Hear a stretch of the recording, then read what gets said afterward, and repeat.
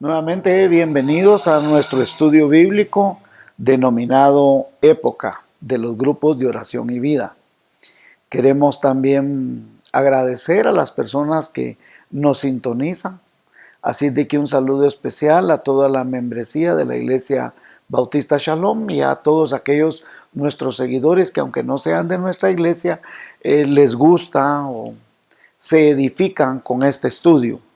Nuevamente explico que época es un acróstico de un ejemplo a seguir, una promesa a reclamar, un mandamiento a obedecer, un pecado a confesar y un cambio de actitud. Eso es época como acróstico.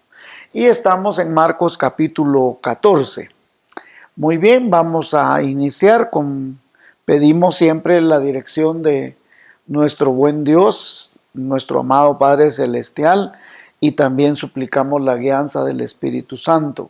Y que usted también ore en casa, que le suplique a Dios que le dirija, que le ministre, que le enseñe, que le dé un espíritu sensible a la voz del Espíritu Santo. Gracias te damos, Señor, bendecimos tu nombre. Hemos orado, hemos suplicado tu gracia, tu dirección, tu bendición, y así lo rogamos, Señor, en el dulce nombre de Cristo Jesús. Amén. Bien, en Marcos capítulo 14 hemos terminado el 13 y el 13 concluyó con las señales del fin del mundo. Ahora hay un complot para aprender a Jesús y comienza que 2 días después iba a ser la Pascua. Y vamos a leer entonces Marcos capítulo 14, el complot para aprender a Jesús. Esta Reina Valera 60 de la Sociedad Bíblica nos dice que también este mismo pasaje está en Mateo 26, en Lucas 22 y Juan 11, 45 al 53. Y dice así: 2 días después era la Pascua y la fiesta de los panes sin levadura, y buscaban los principales sacerdotes y los escribas cómo prenderle por engaño y matarle. Ponga atención a este versículo. Mire pues, dice que los principales sacerdotes y los escribas buscaban cómo prenderle por engaño y matarle. Había un deseo decidido de matar a Jesús. ¿Sí? Note esto pues, porque Jesús va a decirle unas palabras a Judas para que usted contundentemente pueda ver que el amor de Jesús por nosotros y aún por el pecador más grande que pueda haber de este mundo. Muy bien, y versículo 2, y decía: no durante la fiesta, para que no se haga alboroto del pueblo. Muy bien, aquí hay varios pecados a confesar. El pecado a confesar aquí es doble porque, número 1, tienen el deseo de matar al Hijo de Dios, a Jesús. Y no le temen a Dios, sino que le temen al pueblo. O sea, hay una idolatría hacia el pueblo. Porque no quieren que se haga un alboroto durante las fiestas, porque le tienen temor al pueblo. ¿Sí? Es interesante porque estos personajes del mundo oscuro querían matar a Jesús desde hacía mucho tiempo. En los otros evangelios encontramos que ellos quieren matar a Jesús, pero específicamente en el evangelio de Marcos, está en Marcos capítulo 3. Ahí está donde claramente ellos desde el principio querían deshacerse de Jesús a cualquier precio. Entonces ellos se dan cuenta que Jesús tiene mucha popularidad. ¿Y cuándo se dieron cuenta de la popularidad de Jesús? Unos días atrás, cuando él entra en la marcha triunfal, que él viene montado en un pollino. Y ellos dicen: no lo hagamos durante las fiestas porque se puede hacer un alboroto. Ahora bien, con todo y esta gente tenga planeado por engaño o por cualquier situación pretender matar a Jesús y matarlo cuando ellos creen que se les va a roncar la gana, Jesús tiene planeado que va a ser en la Pascua, y en la Pascua va a ser realizado. Los romanos durante estas fiestas se preparaban, ya que venían grandes cantidades de gente a Jerusalén para celebrar las fiestas.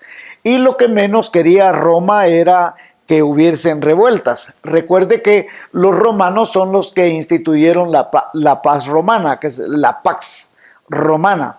Y ellos les gustaba tener el control de la sociedad, que no se hubiesen manifestaciones ni nada. Les gustaba tener bien controladito. Por otro lado, era obligación de todo judío que viviese en un alrededor de 20 a 25 kilómetros de Jerusalén, tenía que venir a las festividades del templo. Y la fiesta de los panes sin levadura y la Pascua estaban una tras otra. Mire pues, 2 días después era la Pascua y la fiesta de los panes sin levadura. O sea, estaban juntas las dos fiestas. Entonces, también por otro lado, la Pascua era una de las fiestas que los judíos celebraban desde la salida de Egipto. Recuerde que la Pascua significa Pesaj. Pesaj es la palabra en hebreo y significa pasar por alto. ¿Y qué es pasar por alto? Bueno, era el sacrificio que Dios había provisto por medio de un cordero, y la sangre de ese cordero era puesto en los dinteles de la puerta. Era el sacrificio, el pago que Dios había aceptado por la ira de Dios. Dios está molesto con el pecado y Dios, escúcheme, Dios exige el pago. Entonces la ira de Dios se va a manifestar por el pecado, y la ira de Dios se manifiesta en que en el pecador, a menos que haya quien dé el precio, el pago exacto, correcto por el pecado. ¿Y cuál era el pago exacto, correcto y perfecto? Un cordero, la sangre de ese cordero. Ese era el pago desde el tiempo de Egipto. Así que por la fe celebraban la Pascua y mataban un cordero. Ese cordero tapaba el pecado del mundo. ¿Y dónde ponían la sangre? La ponían sobre el propiciatorio. Propiciatorio se le llamaba a la tapadera del arca del pacto. Allí en el lugar santísimo estaba el arca del pacto. En el arca del pacto estaba el propiciatorio. ¿Y qué es propiciatorio? Que Dios fuera propicio a perdonar. Y ahí se ponía la sangre. La sangre tapaba. Pero Jesucristo es el Cordero de Dios que quita, no tapa, quita. Ya lo pagó de una vez para siempre. Muy bien, vamos al versículo 3 para avanzar. Jesús es ungido en Betania. Esto igualmente está en Mateo y en Juan, no está en Lucas. Pero vamos solo el versículo 3. Pero estando él en Betania, en casa de Simón el leproso. Mire, Betania estaba muy cerca de Jerusalén, en casa de Simón el leproso, y sentado a la mesa vino una mujer con un vaso de alabastro, de perfume de nardo puro de mucho precio, y quebrando el vaso de alabastro, se lo derramó sobre su cabeza. Aquí vamos a encontrar un ejemplo a seguir. Y el ejemplo es la ofrenda de esta mujer, que es una ofrenda muy valiosa. Usualmente este tipo de perfume de alabastro era heredado de una madre a la hija. Y esto venía de generación en generación. Cuando la familia tuviese una necesidad económica, el perfume podía ser empeñado. También en una emergencia podía ser vendido, ya que era muy valioso. El alabastro era un recipiente que tenía un sello único. Era hecho de vidrio, y era un vidrio tan especial que era sellado en el momento que se le ponía el perfume. Seguramente con el mismo calor del vidrio era sellado, y tenía un cuello muy delgadito. En el cuello era donde se rompía, pero una vez que lo rompías ya no podías volverlo a sellar. ¿Y por qué no podías volverlo a sellar? No existían los tapones, no existía ese tipo de tal vez era muy simple, un tapón de corcho, pero no había nada de eso. No existía nada de eso. No había rosca para un tapón plástico, qué sé yo. Entonces, una vez abierto el alabastro, tenía que utilizarse, a menos que tuvieran otro recipiente donde echarle la diferencia, ¿no? Y usualmente los más caros eran de nardo. Era un aceite, era una esencia de aceite de nardo, muy agradable el olor. Y una vez abierto, pues tenía que utilizarse. Ahora, Juan 12, aquí está lo interesante. Juan, capítulo 12, nos explica que la mujer que realiza este acto es María. María, la hermana de Lázaro, la hermana de Marta. ¿Y dónde es?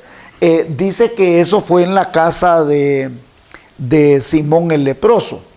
Pero también nos habla con claridad que Marta es, Juan nos dice que es Marta quien está sirviendo a la mesa. Marta parece ser que le gustaba siempre esta parte de estar, tener el don de servicio. Ahora bien, es interesante, y escuche esto, que cuando ella realizó esto, no pidió la opinión de nadie. Fue una decisión unilateral, muy personal, sin importar lo que otros opinen, sin saber qué iban a pensar los demás. Ella solo quiso ungir al Señor. Ella quiso agradar al Señor. Y entonces sigamos con el versículo 4, por favor. Y hubo algunos que se enojaron dentro de sí. Mire, pues dentro de sí. Y dijeron, ¿para qué se ha hecho este desperdicio de perfume? Aquí, hermanos, vamos a encontrar en este versículo un cambio de actitud. Hay una actitud a cambiar aquí. Es esa actitud egoísta, envidiosa, es la que nosotros necesitamos cambiar.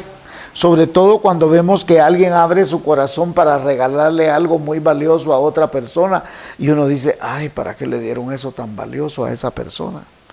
Y hermanos, esa es una actitud muy fea que nosotros deberíamos de cambiar en el corazón.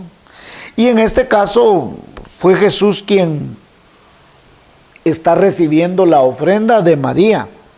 Juan nos va a explicar que el enojado aquí es Judas, y específicamente él es el que hace el comentario en el versículo 6 de Juan capítulo 12, que mejor no se hubiera desperdiciado eso y que se le hubiera dado como ofrenda a los pobres. Claro, él lo puso como excusa porque Juan mismo explica que él era un ladrón y que tomaba el dinero de la bolsa de los discípulos. Número 5. Y él dice, porque podía haberse vendido por más de 300 denarios y haberse dado a los pobres. Y murmuraban contra ella. Aquí ya se agrega la palabra murmurar.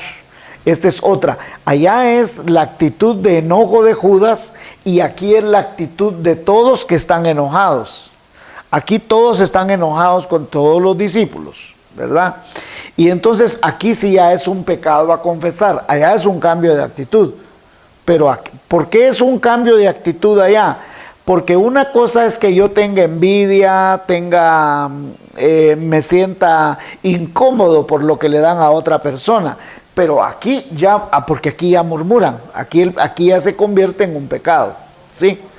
Entonces, murmurar es un pecado que nosotros no deberíamos de manifestar. No debería estar ni en nuestra mente, ni en nuestro corazón, mucho menos en nuestra lengua. Nosotros como creyentes nos desdibujamos cuando actuamos de esa manera. Es una figura que no debería estar en nuestra vida y en nuestro corazón. Y si usted nota, Jesús no le gusta que nosotros murmuremos, porque Él lo va a expresar abiertamente que le molesta que estemos murmurando. Claramente dice que murmuraban contra ella. Ahora, es interesante lo siguiente. ¿Cómo es que Judas sabía el precio de que este alabastro costaba 300 denarios? Nosotros no supiéramos hoy en día el valor de este alabastro si no hubiera sido por Judas. O sea, Judas está tan pendiente del dinero, de cuánto valen las cosas. ¿Por qué? Por su condición avariciosa, por su condición egoísta, por su condición malvada, perversa. Imagínense, él está pendiente de cuánto costaba lo que le habían puesto a Jesús sobre su cabeza. Versículo 6. Pero Jesús dijo, dejadla. ¿Por qué la molestáis? Dice, buena obra me ha hecho. Este versículo es muy lindo, hermanos, porque es un ejemplo a seguir. Para los discípulos era un desperdicio, pero para Jesús dice, buena obra me ha hecho. Debemos hacer buenas obras y sobre todo al reino de Jesucristo. Es una obra de devoción, es una obra de amor que ella realizó en Jesús. Y recuerde que Jesús está a punto de morir y ella lo unge de una manera muy singular, de una manera muy especial, de una manera muy única. Según la palabra griega que Jesús usó para describir lo que ella hizo, se llama kalos. Y la palabra kalos en griego significa algo que no solo es bueno, sino que es algo que es atractivo, que es precioso, que es encantador. Esa es la palabra que Jesús está diciendo aquí, buena obra me ha hecho. Lo que está diciendo es kalos. Ella ha hecho kalos para mí, dice. Y kalos significa algo precioso, algo atractivo, algo encantador, algo bien hecho. Eso es lo que significa. Ahora, lo interesante es que es Jesús el que dice esta alabanza hacia esta mujer. Y hermanos, no espere alabanzas de la gente, espere alabanzas de Dios, por favor. Versículo 7. Siempre tendréis a los pobres con vosotros, y cuando querráis les podréis hacer bien, pero a mí no siempre me tendréis. Aquí hay un mandamiento a obedecer. Existe la tendencia en los creyentes que afirmamos que amamos a Jesús, pero no estamos dispuestos a darle nada, hermanos. No estamos dispuestos a obedecerle. Sobre todo mucha gente cuando se pide la ofrenda del Señor, ahí sale la crítica. Ya están pidiendo dinero, tal cosa. Entonces decimos que amamos al Señor Jesús, pero no estamos dispuestos a darle nada, mucho menos a obedecerle.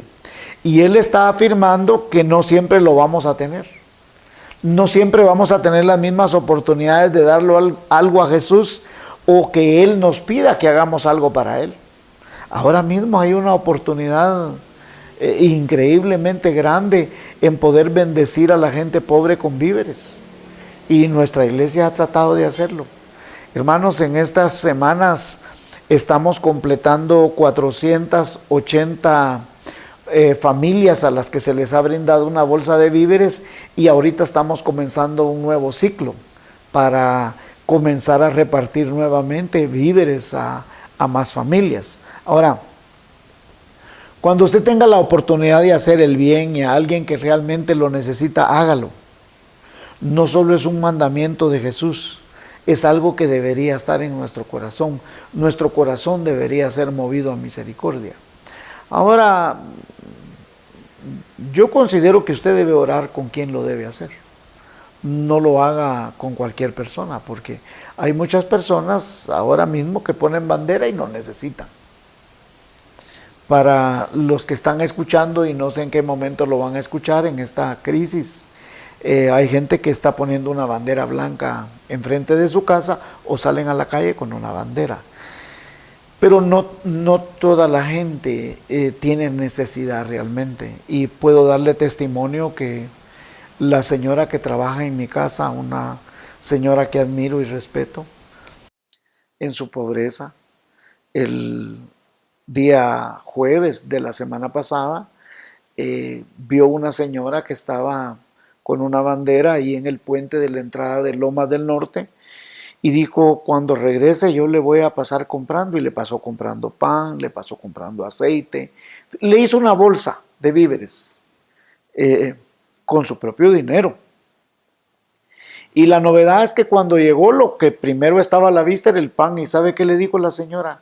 Yo no recibo pan que esté frío, le dijo, no quiero nada, le dijo. Y estaba con bandera blanca. Una señora que estaba a la par y que no tenía bandera le dijo, yo sí se lo recibo, le dijo, si usted me lo regala. Y la sorpresa de la señora que estaba a la par es que no solo era el pan lo que le iba a dar, le dio el frijol, le dio el aceite, le dio el azúcar, le dio todo lo que cargaba. Hermanos, qué sorpresa. Hay gente que realmente solo pone una bandera porque quiere dinero extra. Así que, hermanos, oremos y hagamos el bien. Número 8.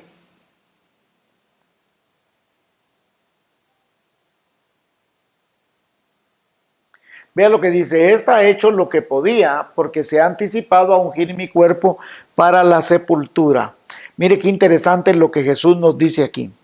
Debemos hacer lo que podamos. Este es un ejemplo a seguir. Jesús no espera que hagamos más de lo que no podemos hacer, pero no debemos hacer menos de lo que sí podemos hacer. Mire, pues, esta ha hecho, dice, lo que podía.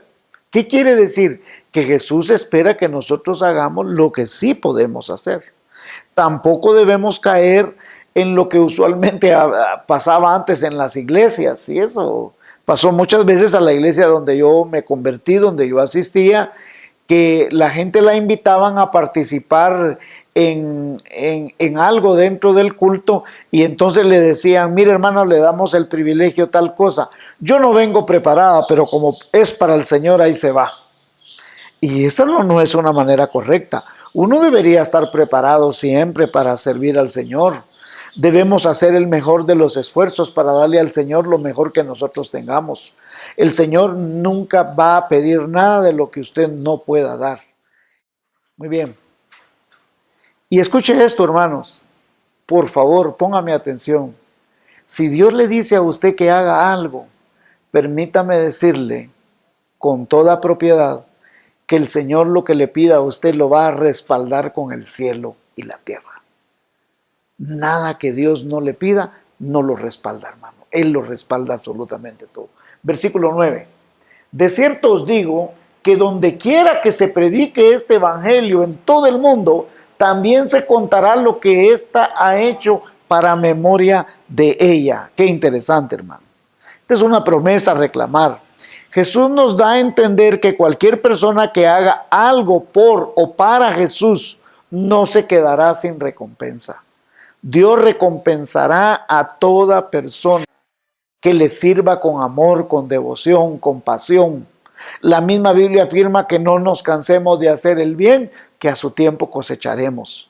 Cuando esta mujer rompió y vertió el alabastro sobre la cabeza de Jesús para ungirlo, no se imaginó que su nombre pasaría a la posteridad como un ejemplo de virtud y que su nombre se predicaría por todos los tiempos.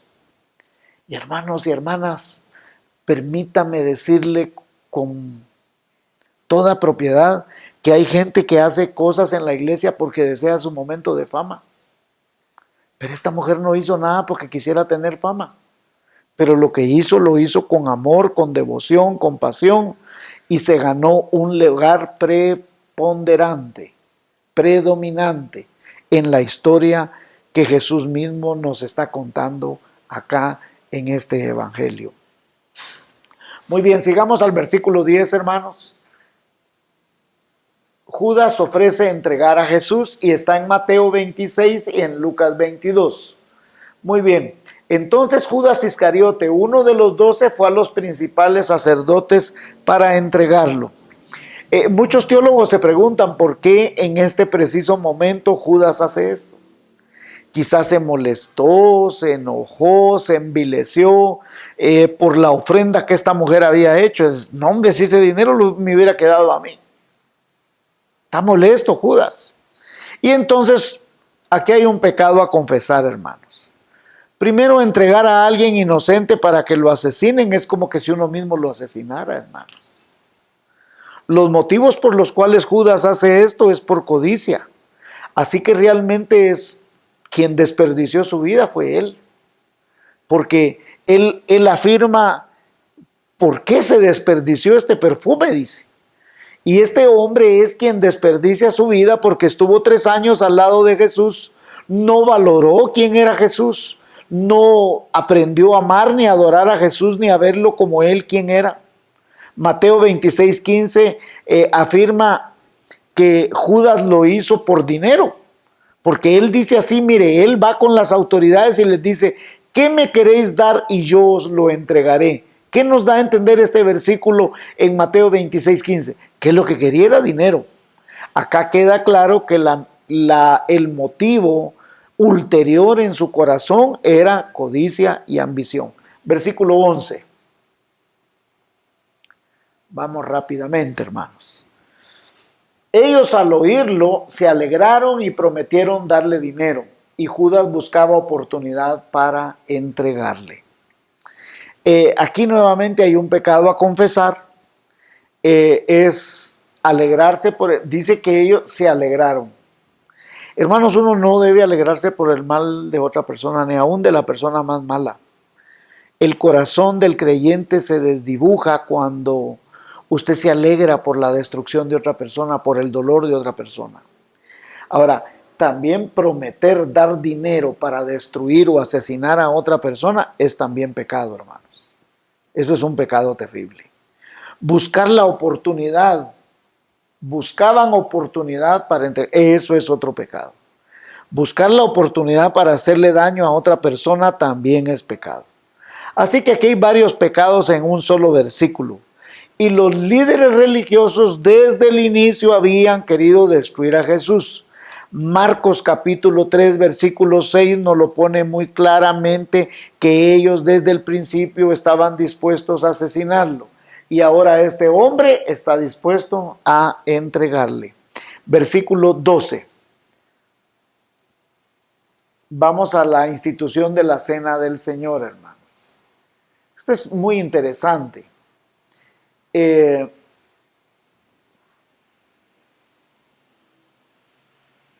Dice, el primer día de las fiestas de los panes sin levadura, era lo que dije al principio. Primero estaba la fiesta de los panes sin levadura, cuando sacrificaban el cordero de la Pascua, o sea, las dos fiestas estaban juntas. Sus discípulos le dijeron, ¿dónde quieres que vayamos a preparar para que comas la Pascua? O sea, en este día se celebraban los panes sin levadura. Era todo un simbolismo. Si nos da tiempo el día de hoy, voy a tratar de explicarlo todavía. Pero sigamos con esto. Aquí hay un mandamiento a obedecer. Adorar al Señor es algo que deberíamos de hacer de todo corazón, de manera natural, de manera espontánea. Vemos que siempre Jesús está cumpliendo con todas las festividades desde niño.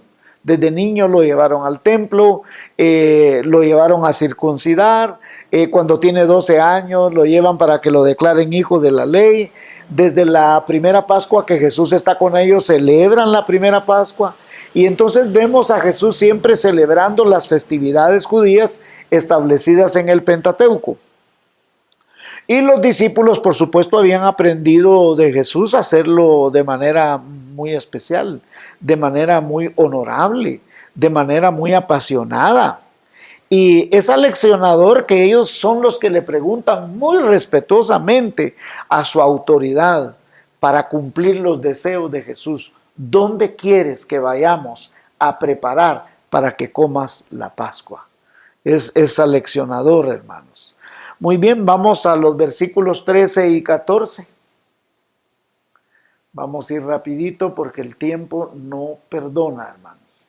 Y envió 2 de sus discípulos y les dijo, id a la ciudad y os saldrá al encuentro un hombre que lleva un cántaro de agua, seguidle. 14. Y donde entrare decida al señor de la casa, el maestro dice, ¿dónde está el aposento donde he de comer la Pascua con mis discípulos?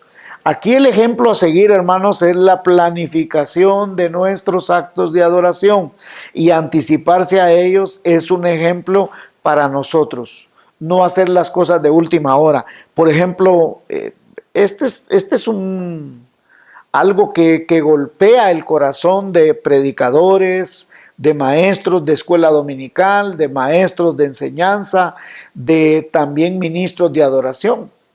El preparar todo con tiempo, no, bueno, a última hora, bueno, si no nos sale bien, cantemos tal canto, si no sale tal cosa, entonces, no, Jesús todo lo tiene preparado. Mire, aquí nosotros vemos que seguramente Jesús tenía otros seguidores, que aunque nosotros no los conocemos, Jesús sí los conocía. Jesús tiene a este hombre que previamente ha hablado con él para que le prepare un lugar, ¿verdad? Él iba a tener preparado el lugar, y la señal, este es interesante, la señal era un hombre que iba a llevar un cántaro. Esto era inusual en Israel, como lo era hace muchos años, inusual en mi queridísima Zacapa, que tanto les hablo yo de Zacapa. Fíjense que cuando yo era niño y uno iba al río a bañarse, las mujeres siempre llevaban 2 cántaros. Y uno de los cántaros se lo ponían en la cabeza, se ponían un yagual aquí y sobre el yagual se ponían un cántaro y el otro cántaro lo llevaban aquí en la cadera, y en la otra parte de la cadera la ropa que habían lavado en el río. Eso así veían las mujeres. En Israel uno no veía hombres con cántaros. Era más usual que uno viera a un hombre que llevara en líquidos en pieles. Así es de que la señal que Jesús les da es un hombre que va a llevar un cántaro. Porque imagínense, si así fuera común, ¿cuántos hombres hubieran llevado cántaros? Pero ellos siguieron al hombre que iba a llevar un cántaro. Número 15. Y él os mostrará un gran aposento alto ya dispuesto. O sea, ya estaba preparado. Preparad para nosotros allí. Vamos a correr un poquito esto aquí así ahí está. Muy bien, aquí el 15 es otra vez un ejemplo a seguir. Acá el ejemplo ahora, allá es la preparación, aquí es la discreción.